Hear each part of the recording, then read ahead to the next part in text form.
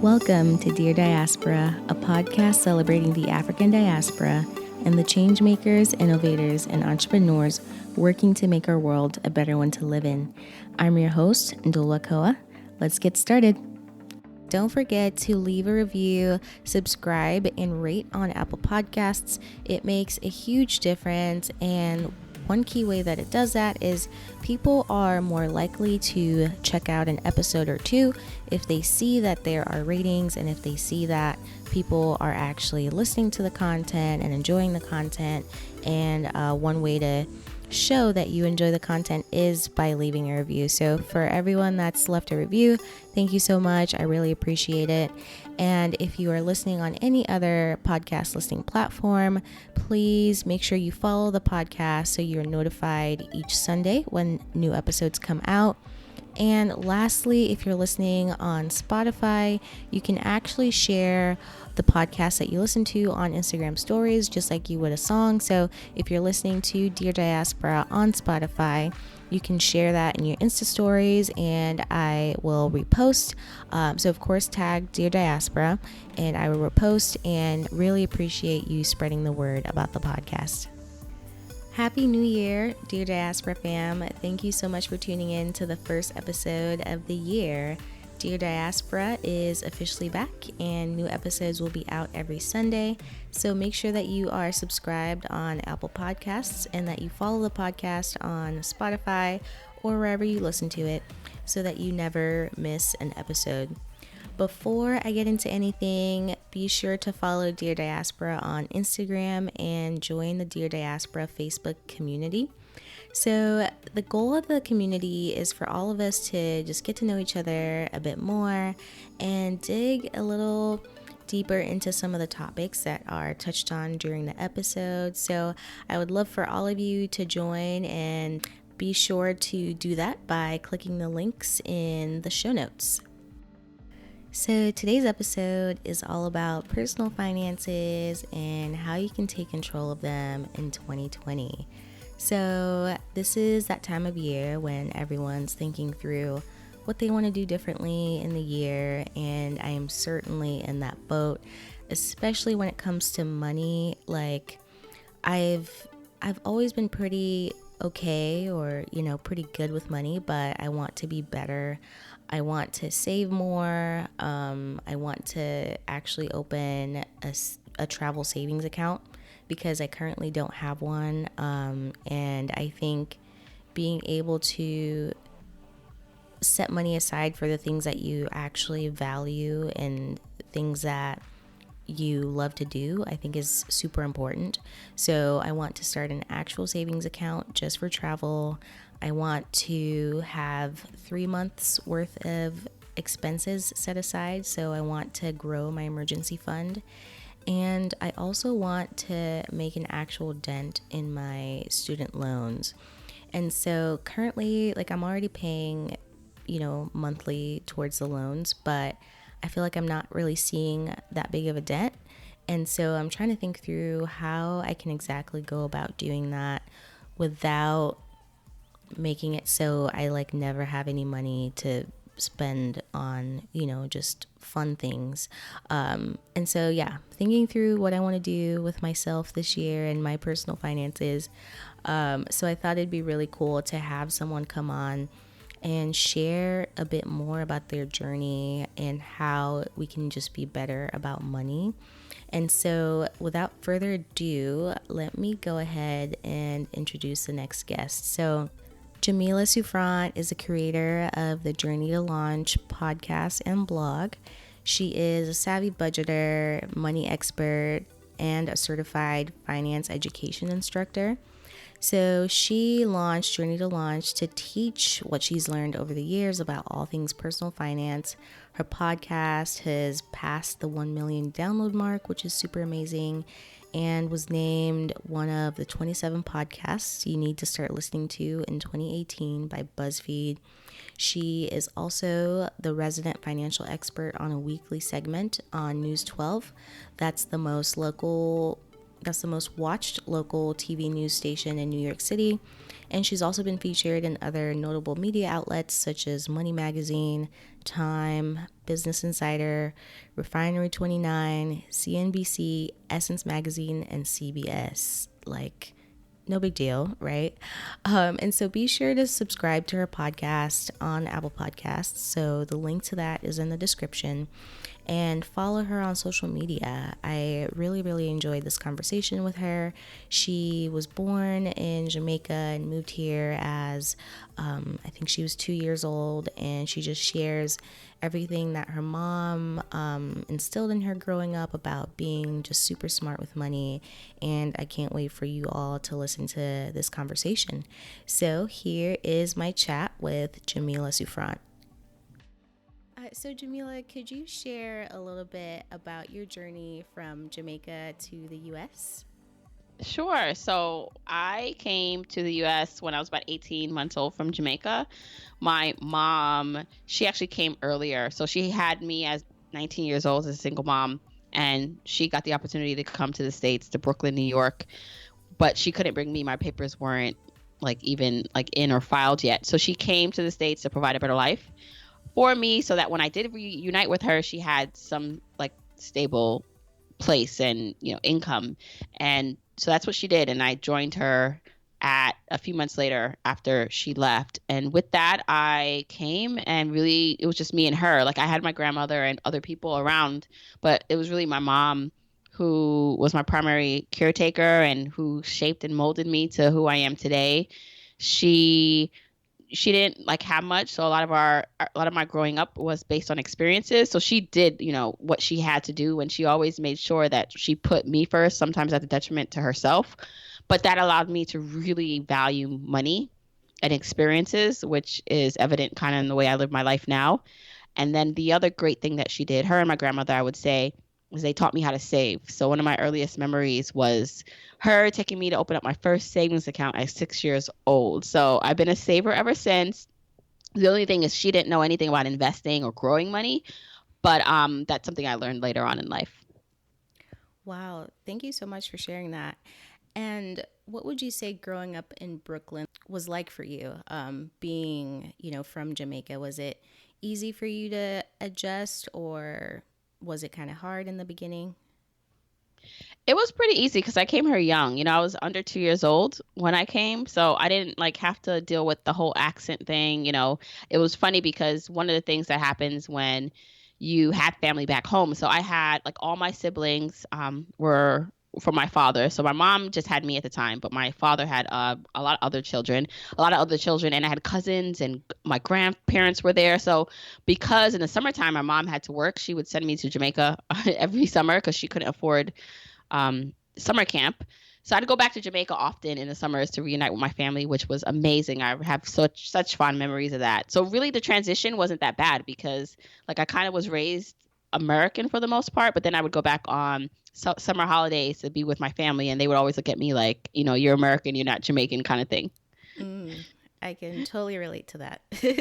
Yeah. Oh, that's cool. And so if we could fast forward a little bit to, I read on your blog that you bought your first property at 22.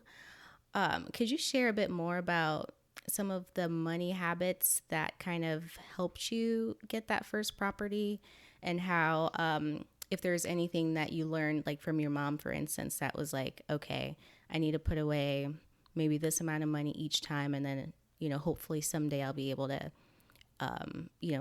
spend it on something as valuable as a property. Yeah. So I did put down for my first property at 22 years old, the down payment. I would say a lot of things led into that. I think one was the saving part. So I got a job at 14. As soon as I can get my papers to work, I got a job at 14, and I always worked in the summertime, and I always saved money. But it wasn't until I got to college, so I got into a internship program called Inroads, which helped you get into Fortune 500 companies as an intern, and they also paid you really well. So those saving habits, when I was earning maybe $200 every other week or a month when I was working summer when I was in high school, it really helped when I became a college student, and now interning in the summers, I was earning a couple $1,000s. And so while the other interns that I was working with were so like happy and spent a lot of their money, I was like saving most of it. So I didn't know why I was saving it. But again, it was just I was a saver. So it was helpful because then by the time I graduated and I realized I wanted to buy something, I had some money saved up to help with that. And the reason why I even wanted to buy something was really looking at my grandmother and other people in the area that I grew up, because she came to the States with nothing herself. And as an older woman, when she came, especially when you're an immigrant, there's not much you can do. I mean, there's some people who end up going go back and get a higher education. But for the most part, older women, they come and they either like clean houses or watch children. So she really hustled, and that's all she did. Like she became like a nanny for wealthy people. And she was able to buy a property through her hard work. And I remember the place that she bought was in downtown Brooklyn, kind of this place, Fort Greene, where when she bought it, no one like wanted to live there. And by the time I became a college student, it was like such a hot place to live, and the value had appreciated so much. So it inspired me because I was like, wow, my grandmother can do this, and she hardly cares like about real estate. She just wanted a piece of the pie. Like I was like, I want to figure that out. So that's kind of what sparked in me the interest in real estate. And then because I was saving and looking at like I had some people in the neighborhoods, which is why representation and examples of people that are close to you matter. Because I think when you can see people doing something, and it allows you to see it's possible. And so I remember meeting a couple, what I like to call neighborhood millionaires. They were so unassuming and they were older, but they had bought property in Bed-Stuy, Fort Greene, of Brooklyn when no one wanted it. And then by the time I was of age and recognizing this, like their properties were worth so much.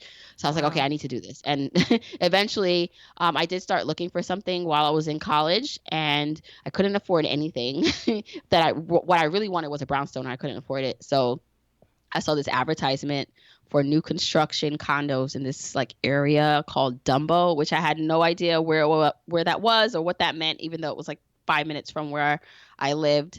And I went there with my mom, and it wasn't even built yet. It was just talking about how this area called Dumbo in Brooklyn was going to be the next big thing, and they were building this condo. And I was just like, okay, I saw the vision, I believed in it, and I actually was able to put down for a studio apartment. And my mom, so the big thing about that story is my mom actually helped me with that first 10%. So I put down some money, but she helped me like come up with the rest of the 10% so that I can secure this unit. And this unit was like the cheapest unit. It's the cheapest thing I could afford in the building, was like a small studio. But I have to like give her credit for that, because she at that moment also didn't have much, but she was a saver. So she had money, and she recognized that her daughter had this unique opportunity. And so she like gave me a portion of that first 10%. And then 2 years later, after the condo was completed, so it was like a high story condo, I had to come up with the rest of the 10% and closing costs, which I was able to do because I was working. And I closed on my first property. And the area now, like it came true. What it is like one of the most expensive places to own like real estate in Brooklyn and in New York. So I'm really just blessed that I was able to do that.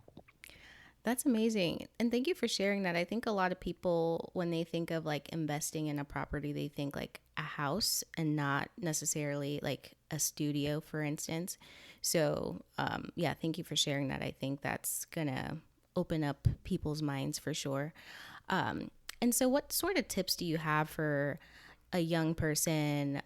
Let's say they have a bunch of student debt, but they are still interested in investing in real estate or, buying their first house. Like, what's something practical they can do to kind of still, balance paying off the debt, but then also put aside money for that investment? Mm-hmm. Yeah, so I think all the stars really aligned for me with that purchase. It was like the right time in the market, and I had some of the money available, and I had help like from my mom. So not everyone's situation is going to be like that. And I think the thing to realize is that if you're listening, you may not have had the same advantages or tools, right, that I had, but you have other tools and advantages. Like everyone, if you're able to even listen to this podcast, you have some sort of an advantage. So I think the first step is to recognize that, and to see what you can use that you can leverage to get you to the next place in your life. If you're like young, now is the best time to start paying off debt. So getting out of debt as fast as you can, but then still saving, which I know is hard for some people because it's like, okay, how do I balance it? What do I do? But it's really about like really understanding that the faster you get out of debt, especially consumer debt, even student loans, but primarily like consumer debt and staying out of it, is the faster that more of the money that you bring home from whatever job you have now can work for you. Like, it's not going back to pay something back that you bought years ago. So I would just like keep a positive and strong mindset around that. And then like it's great when you hear hopefully stories like my story and you get inspired by like other people doing it, because you realize like, wow, like this is possible. Sometimes you think, oh, that's like not for me, or that's for privileged, or like someone who has a lot of money, which yeah, some of that is true. But when you see someone who kind of has a similar background and they're doing it, you're like, okay, what can I do to do that? So I think mindset and who you surround yourself with is super, super important on the journey. Yeah, thank you for that. And for people who are like, and maybe I'm speaking for myself, like I like to travel and things like that. And I feel like sometimes you get all this pressure from like social media to like, live your best life and, kind of splurge, and maybe saving isn't really like, it's not something too many people talk about, And so how do you kind of block that out and focus on like, okay, I have these goals and I need to save, and maybe living my best life doesn't need to look like what it looks like on social media?